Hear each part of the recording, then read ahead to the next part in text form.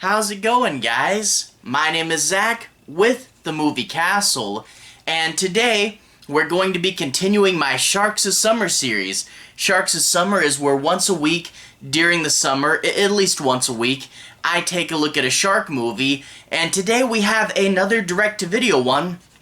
This one's entitled Blood in the Water. This is from 2022, directed by Dominic Nutter, and stars Hannah Ponting, Brendan Jones, and Jamie Robertson. And this is described on the top of the box as Saul meets Jaws. And quite strangely, this is not the first Saul meets Jaws movie I've covered for Sharks of Summer. I actually managed to find Shark Week from the Asylum, and if we flip it over to the back, this one also reads Saul meets Jaws. So, two of these, and they're both pretty similar concepts. Some maniac who's obsessed with sharks for very vague reasons other than sharks are just so powerful and almost magic or something. But a maniac obsessed with sharks forcing people to get into pools with sharks in them. However, between these two very loose Saul meets Jaws movies, a million times over, I would definitely pick Shark Week. And Shark Week isn't that great. It's a B-tier Asylum movie, but I definitely would rather watch that again than this one. Sadly, not much goes on in here. With Shark Week, you do get more stuff happening. You get more than one pool. Here, it's literally just people with chains around their ankles sitting around one pool for most of the movie. And not much happens. Every now and then one will get pulled in, and you get fleeting seconds of a shark movie, and then it's back to sitting around the pool with cheap drama. And it's really not great, and it's very boring. This movie's only 78 minutes long, and you feel every one of those minutes, and it was even longer for me because this movie was so bad I would quite often space out and realize that I had spaced out and have to rewind a bit. This is just, sadly, not much going on here. And I say all that, I do want to emphasize, I don't try to be like some comedy teardown channel. I don't find B movies and just dig into them, but I have to say what I feel, and this is really not great. This is one of those no budget, no effort, factory films, and I've been trying to avoid those lately, but you know, a shark movie, it's Sharks of Summer, I gotta check out shark movies. But to be honest, these factory films have hurt low-budget filmmaking so much, it's gotten to the point where, you know, I'm a really big horror geek, I still usually just write down the titles of the movies and then go home and do research about them to try to avoid films like this, and in turn I don't make those impulsive decisions near as much as I used to just because factory films have gotten so bad. Anyway, brief plot synopsis. A group of people wake up with chains around their ankles leading into a swimming pool. They soon find out that they all know the same corrupt, evil lawyer, and a voice doing a so-so Jigsaw impersonation comes in from a speaker up above them and says that they must confess their sins if they want to leave this room alive. Every now and then a kill timer will pop up on this little screen above the pool, and it will say they have 3 minutes, and if no one confesses, some random person's gonna get drugged into the pool, and a shark will come out of a little vent. It's kind of weird. He comes out of the vent during the 3 minutes and then swims back in so they don't have to show him.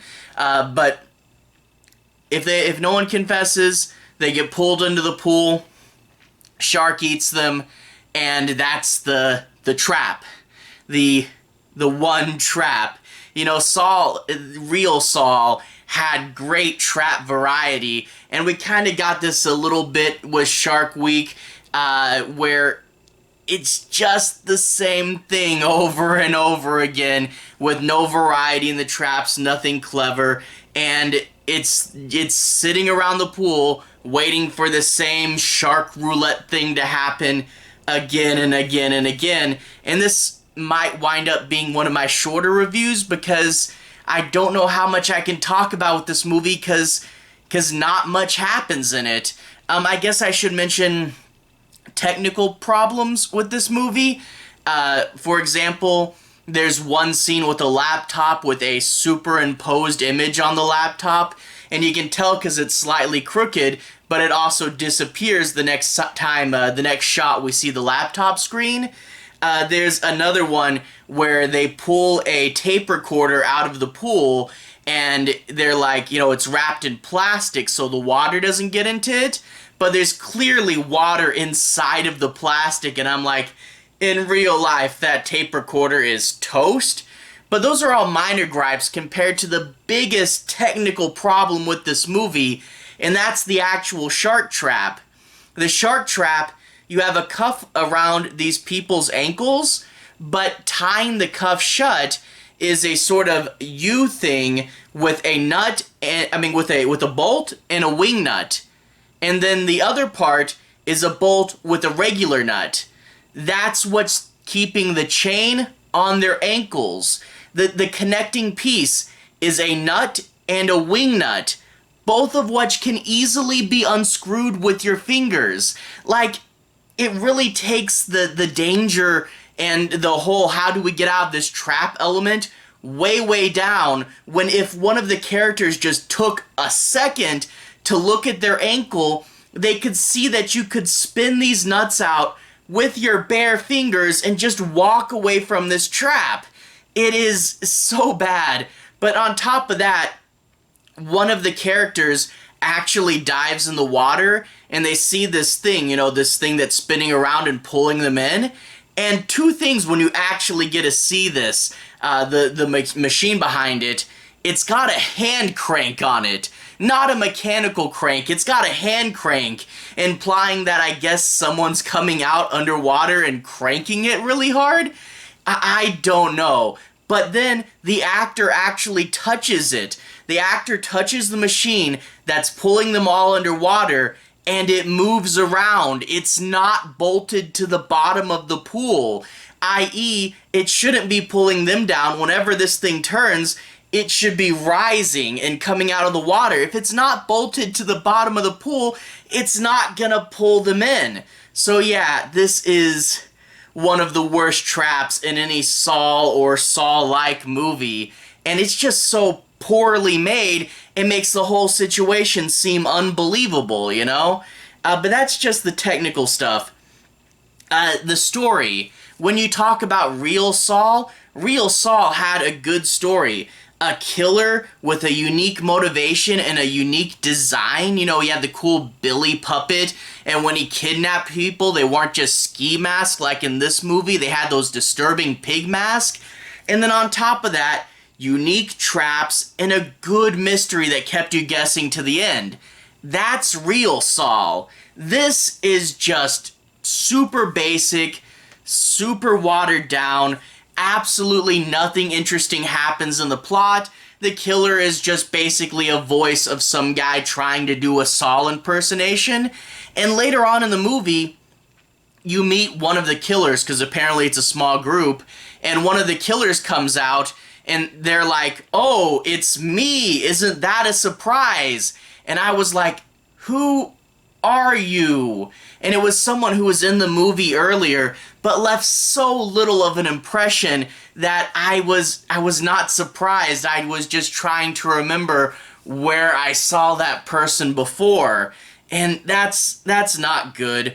But we do get the stories, you know, why they're here, and it's all just cheap, lazy drama, and I can't really get invested into any of it. And whenever they go back in time, it's in black and white because, you know, the past is in black and white, until abruptly it's not anymore. Later on in the movie, they're still in a flashback, but like the movie's final flashback just turns to color between shots, and not in any dramatic way. It's just they forgot to put the filter on any longer, and now it's just in color again. But yeah, it's just like the end of the movie. I won't spoil it, but there's this big one shot where the character's giving a dramatic speech and it's zooming slowly in on their face. And they think it's so epic, and they got the big epic music going on behind her, and it's supposed to be impactful, but really I was just, you know, like in one of those checking your watch moments, like, come on, the speech is going on way too long, and none of the drama has any impact, and you don't care about it. It's just, you know, little stories that they can film cheaply, and it's, yeah, like, you get the characters, you know, because the shark's not on screen most of the time. You have to deal with the characters talking, and the characters will do things like suspect each other's in with the killer for some reason, or they'll argue with each other because arguing pointlessly is drama, you know, which I absolutely hate pointless arguing. But the characters will fight and think unreasonable things, you know, like, hey, this is probably just a police trap, right? We shouldn't say anything because this is probably all the police. They're probably down there with a rubber shark pulling people away. They literally say that in the movie, a rubber shark. And I'm like, that is the most unreasonable thing for someone to think just to keep the plot going. And that whole confess and we'll let you go thing, again, despite the fact that you can unscrew the nuts and just get out of here, another easy way to get out of the trap. If you just confess, you'll be let go. But of course, this never happens. They do one of three things. They either flat out refuse to confess, i.e. it's a police trap, or they lie, thinking that, you know, whoever has them, who knows all this stuff, is just gonna buy into their lie. Or if they confess, the killer's gonna say they didn't confess enough. It wasn't a good enough confession. And it's like, gee, you're in this situation which clearly wouldn't hold up in court. Just say what you did. No one's gonna be on trial and be like, well, when we had you chained up to these sharks, you said this. Just say what you did and walk out of there. But no one's gonna do that. And it's just frustrating. It's people sitting around a pool for 78 minutes. You feel every single one of those minutes. And every now and then, fleeting seconds of sharks. And when the sharks do show up, they're not half bad. You know, there is actually interaction with the sharks. The shark effects are decent, especially for micro budget, but the thing is they couldn't afford them for that long. So very, very little shark. And again, thematically, why does the villain even like sharks? Just one of those people that got obsessed with them for some reason. You know, it's not like they were in the water and a shark killed their friend or something. No, they just think sharks are super cool. And yeah, and also, sharks are more marketable for the DVD. But anyway, this is one of those no budget, no effort factory films, and nothing really happens in this movie, nothing much. And yeah, at least it's short. But this is definitely one of those that I can't really recommend. I got this at Walmart for $9.99, and in retrospect, I definitely paid way too much. If you find this on clearance, maybe it comes to the Dollar Tree later. If you find it for about $1, then I guess you can pick it up. But yeah, definitely not a recommendation from me.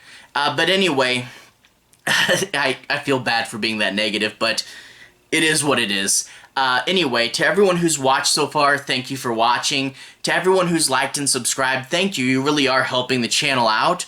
I'll leave a relevant playlist on the bottom. This should be my shark movies playlist, where you can see me talk about a bunch of other shark movies. I talked about Jaws, I talked about the Deep Blue Sea trilogy, I talked about every single Sharknado movie, talked about Shark Week, and I even did a big shark movie video collection. So if you guys want to see me talk about more shark movies, you can find those in a playlist that should be popping up right about here. Anyway, have a good day. I'll see you guys again very, very soon. Relevant playlist on the bottom. Have a good day now.